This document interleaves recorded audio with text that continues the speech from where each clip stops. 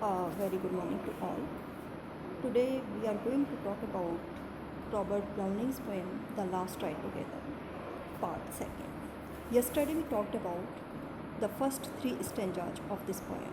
As we all know that this poem by Robert Browning talks about a, a lover who has failed in his love. So for him, everything that life meant has also failed. He thinks that the main objective of his life was to love her, to gain her favor. But instead of repining and finding fault with her or his own fate, he blesses her and claims only a memory. Memory is in the form of the last ride together. He asks for her permission to approve one more ride with him, which will be the last. That's why the title of the poem comes The Last Ride Together. He feels that it would be another day of heavenly bliss for him to breathe and ride with his beloved. In his intoxication of love, he indulges the wild hope that the world may end that night and they may continue to ride side by side till the eternity for ages to come. And now we come to the next stanza. Then we begin to write. My soul smoothed itself out a long, cramped scroll, freshening and fluttering in the wind. Past hopes already lay behind. What need to strive with a life ori? Had I said that, had I done this, so might I gain, so might I miss. Might she have loved me just as well? She might have hated, who can tell? Where had I been now if the worst befell? And here we are riding, she and I. Here in this stanza, he is talking about the pros and cons of his twins. If he has done that, it would have happened that she might have returned his love and all these things he's thinking about while he's writing with her. So here he says then. Then here refers to that the moment when she is relaxing on his breast. Then we begin to write. My soul smoothed itself out a long cramped scroll, freshening and fluttering in the wind. He is here giving an imagination. Suppose there is a paper and that has been cramped, it has been scrawled, and uh, after that a gust of wind comes, and with that gust of wind, that paper is smoothened or unrolled. So also he is saying that the ride that he is taking with his beloved in the fresh air, after this ride, he will feel that his soul has been released from the crushing pressure of his previous suspense. Suspense of what? Whether she will allow him to ride with her or not. This was the suspense. So, because she has allowed him to ride altogether, he feels as if he has been lightened. All the stress that was there, all the suspense that was there in his heart, that has been removed, just like the scroll of paper that has been crumpled, it is smoothened with the fresh air. He feels like that. Past hopes already lay behind. Past hopes, the hope that he was entertaining in the past, that she would return his love. Past hopes already lay behind. Now he hardly cares for his hopes whether they are fulfilled or not. He hardly cares. What need to strive with a life ori? Strive to struggle. Ori, crooked and perverse. If we are attempting on gaining anything and if it is not written in our fate, nobody can do this. He thinks that her love was not in his fate. Had I said that, had I done this? Had I said that? He thinks He thinks that if he would have said something, if he had done something, then definitely the result would have been different. Had I said that, if I was able to say something to her, had I done this, if I have done in that way, so might I gain, so might I miss. He thinks that if he had said this or done that, he might have won her heart, or maybe he might have lost her love forever. Might she have loved me just as well? She might have hated. So, the consequence of her saying something or doing something would have been both ways. She might have reciprocated his love, or she might have hated him thereafter. Who can tell? It is uncertain what would have happened if I had done this or acted like this. Where had I been now if the worst befell? Where had I been? He thinks, suppose she would not have reciprocated his desire of riding together, then where would have been? It would have been an utter failure for him. So, where had I been now if the worst befell? And here we are riding, she and I. Here we are riding. Here she has granted his desire for riding together. So he is happy with this idea that maybe something happens for the region, and the region here is that if he was not able to do or act in or say something which he has thought of, the best thing about it is that now he is riding together with his beloved. So let me paraphrase it. Then we begin to ride. When the ride began, and the fresh air was blowing at the time, and that air was blowing on their faces. So at that time, the lover's soul gently expanded and felt refreshed. Because he was released from the pressure of the heavy load of anxious suspense. Suspense of what? Suspense of whether she will grant his permission or not. So it fluttered with excitement like the rolled up scroll of paper which is unfurled and flutters in the gusts of wind, which is unraveled or unrolled. The hopes awakened in the lover's heart appear to be a thing of the past and are half forgotten. He forgets about whether he is successful in his love or not. The lover, instead of attending or speaking to the lady, indulges in philosophizing. He is making his own philosophy. He says that there is no use fighting with unkind fate and trying to set life right when it goes wrong. He thinks that probably doing a certain thing or saying some other thing could have altered the situation and made the lady love him. But he knows that effect of things is not certain in this world. What we hope to have a certain effect in others sometimes has totally a different effect. Man's mind is not a dead thing. It cannot be absolutely controlled from outside. So nothing can be said what effect his different actions and words would have had. Possibly they had the worst effect and the lady would have begun hating him. So he is fortunate, at least, in having this chance of riding together with her. The lover is lost in the joy of the moment when he is riding with his beloved.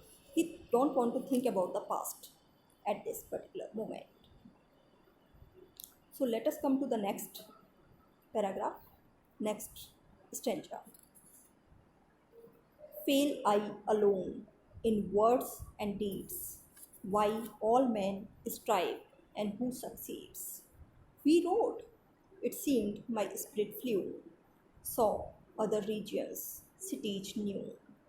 As the world rushed by on either side, I thought, all labor, yet no less. Bear up beneath their unsuccess. Look at the end of work. Contrast the petty done, the undone vast. This present of theirs with the hopeful past, I hoped she would love me. Here we write.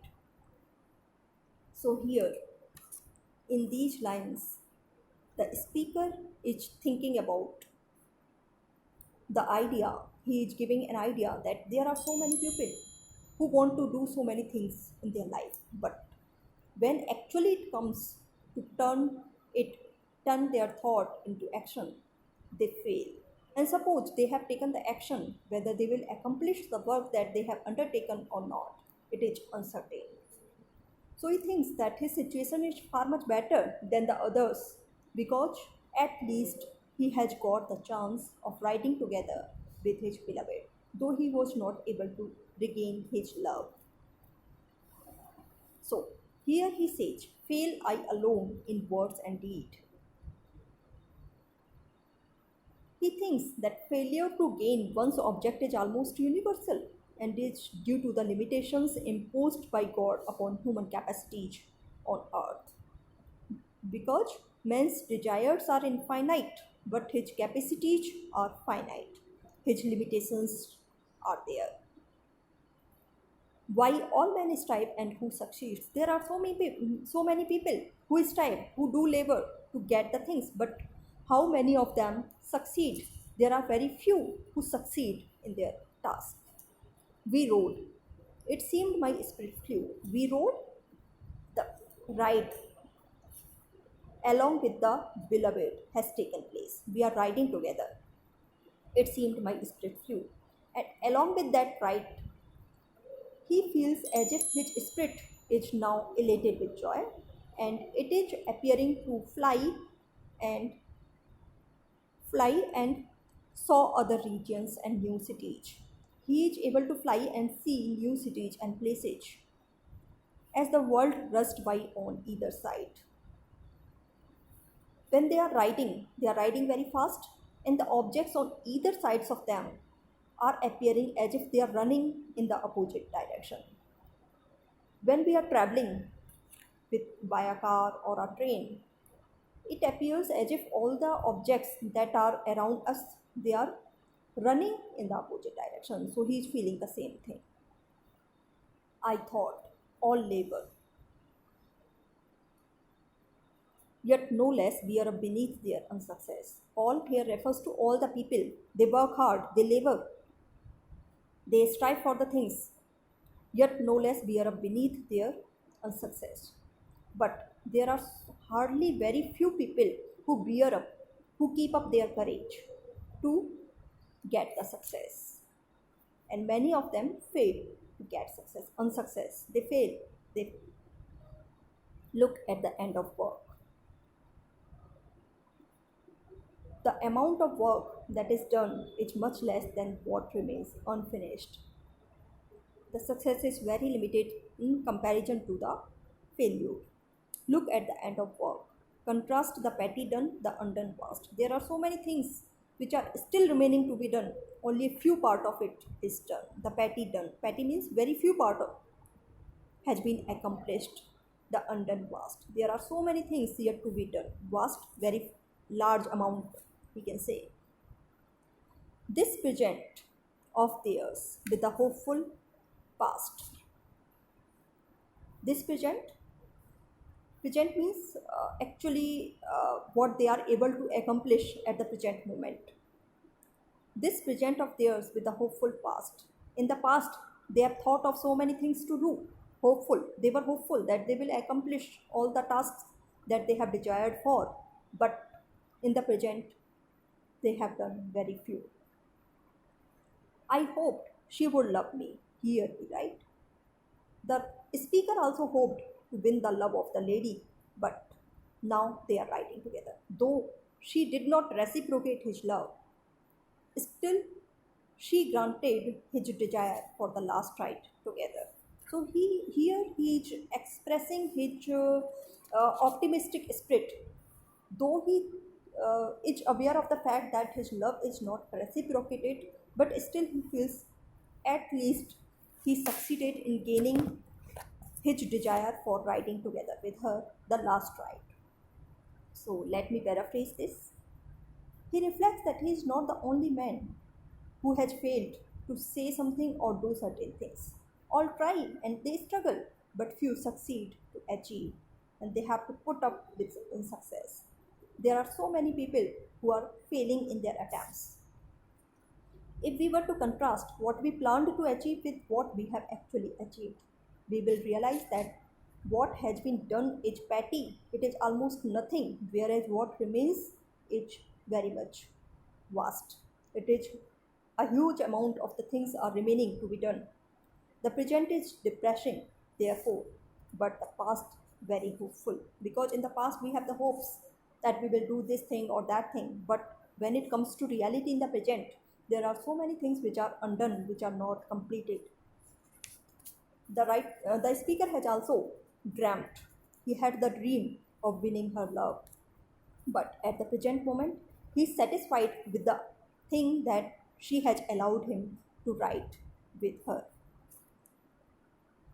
The present of theirs with a hopeful past, I hoped she would love me, here we write. So the lover has only succeeded in his desire to a very small amount, as they are only having the happy ride together instead of the full consummation of his heart's desire of loving her. Let us come to the next paragraph. What? Hand and brain went ever paired. What heart alike conceived and dared? What act proved all its thought had been? What will but felt the fleshy screen? We ride, and I see her bosom heave. There is many a crown for who can reach 10 times, 10 lines, a statesman's life in each, the flag stuck on a heap of bones, a soldier's doing what atones. They scratch his name on the abbey stones, my writing is better by their leave. So here he is explaining his philosophy again in these lines. He's saying that there are so many people who think of something doing else and they are not able to do that in reality. And even if they succeed, they have to lose so many things in between. As it is said that if you want to gain something, you have to be ready for losing something as well.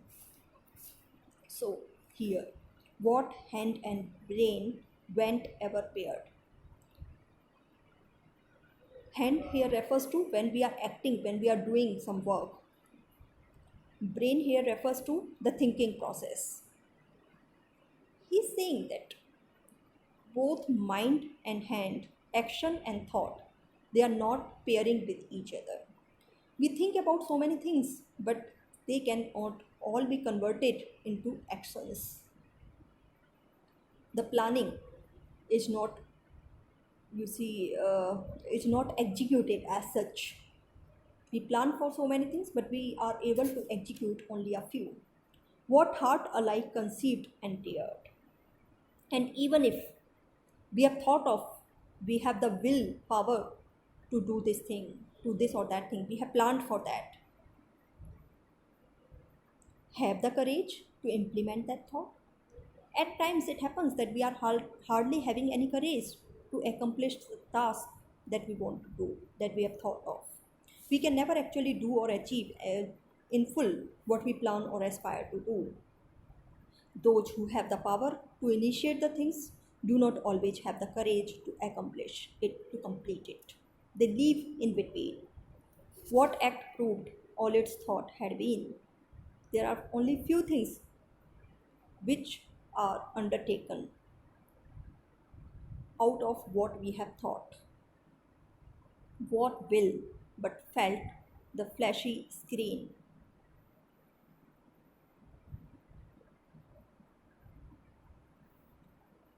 Flashy screen? He is saying that people have the iron will, they have the firm determination for doing the things, but flashy screen is there, physical limitations are there. Suppose some person is there, he wants to run for a marathon and he undertakes that, but in between he feels his physical power restrains him, he is not able to complete the marathon. Then what happens? He has the idea, he wants to execute that, his hand and mind both are moving together, but still his physique, his very limitations occur. and he's not able to complete the marathon. So also he's saying that we people, we human beings have some limitations, whether they are of the physical energy, whether they are the mental limitations, whatever they are, but still we fail to accomplish the task. We write, and I see her bosom heave.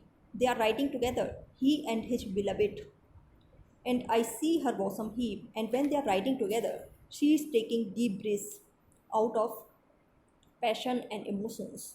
She might have experienced the same kind of love for him that she used to have in the past. There is many a crown for who can reach. For those who can reach the goal, who can succeed, there are so many things which they can beget out of it. They will be crowned for that. They will get success. 10 lines, a statesman's life in each. If suppose a statesman is there and he has achieved whatever he wanted to do, he has done. What will be done for him? 10 lines will be written in each page that this person had accomplished this thing. He had the great power of doing the things, he has the willpower. He executed whatever he planned for. So 10 lines are written in each page. The flag stuck on a heap of bones, a soldier stood. And when a soldier succeeds in any accomplishments of winning over a particular battle or the fight that is taking place, so what prize or reward he is having for that? He is saying that a great soldier or general takes a city after killing a large number of his enemies and plants his flag on the ruin of a city, and the bodies scattered all about. So he has to pay a lot for his success. He has to crush so many people. He has to crush the city in which he wants to rule. So this is the thing that he is getting. What atones? Atones? What is his reward? Is this the actual reward that he has killed so many people? He has ruined a city that used to be very lively in the past? Is this his reward? They scratch his name on the abbey, and later on. Abbey here refers to Westminster Abbey, where the notable people are, are buried, we can say. So his name is scratched or engraved onto the abbey stone. My writing is better by their leave. Here the speaker is saying, at least I succeeded in gaining her love, though for certain moments. I am riding together with her. That is my success. So the people have to face so many things in order to accomplish their task. His situation is far much better than the others. So here, let me paraphrase it for you. The lover thinks that the hand of man cannot fully execute or carry out what the brain conceives. There is a huge gap between what you feel, what you think, and what you actually accomplish or do. Our heart fails in courage to fully carry out the ideal it cherished. There are so many ideas in our mind. We want to execute them in reality, but we hardly have the courage to do that. No human action can justify the thought or idea which prompts it by completely realizing it in this life. Our will is shut out and prevented from having its own way by the limitations of the bodily powers, the bodily energy, the physical energy, that is a restriction or the limitation. The lover at least achieved partial consummation, and its eye is feasted with the sight of its lady's bosom, heaving with conflicting emotions. The lover thinks that many smaller rewards can be won by those who can patiently go on striving for the attainment of their objects. He compares his own lot with them. He says that a statesman whose only reward for his lifelong work is often a few lines inscribed on a memorial tablet in an abbey. He again compares his lot with that of a soldier. A soldier's only reward for winning the country is often a flag planted on his grave. And For this achievement, he has to pay a lot. He has to sacrifice the life of so many people. He is the cause of the destruction of a country, and he has killed so many people for gaining this reward. He compares his situation with these people and he says that his riding with his lady love is a better reward in comparison to all the rewards that are gained by so many people. Thank you all. This is all for today, and the remaining part of this poem we will discuss in the next part.